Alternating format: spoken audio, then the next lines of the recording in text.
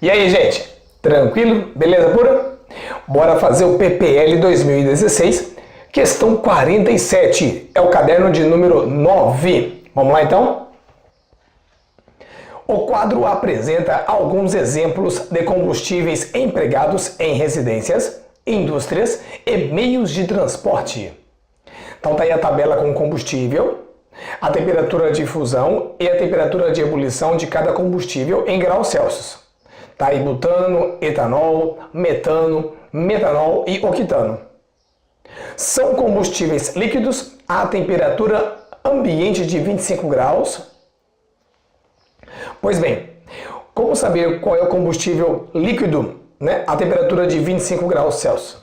Então basta você observar o seguinte, naquela régua de temperatura, não é verdade?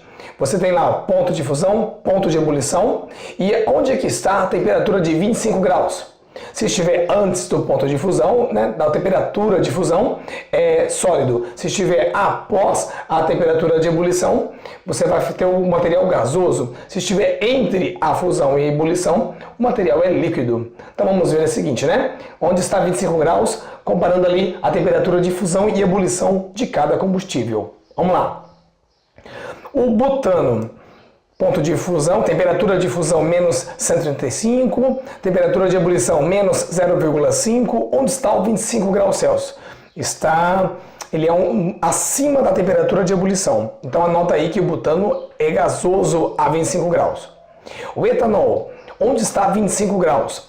Abaixo de menos 112? Acima de 78? Ou entre menos 112 e 78? Entre, não é verdade? Então 25 graus está entre estado líquido para o etanol. Para o metano, onde está o 25 graus?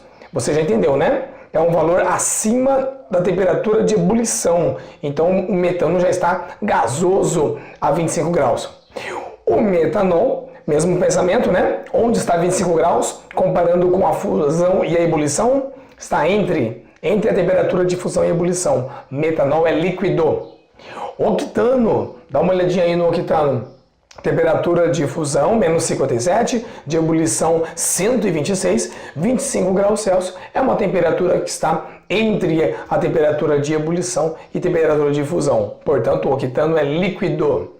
Então, são combustíveis líquidos a temperatura ambiente de 25 graus, o etanol, o metanol e o octano. O que nos dá a letra B, de melhores que somos. Maravilha? Que bom, hein? Deixa aquele like e bora fazer o próximo exercício.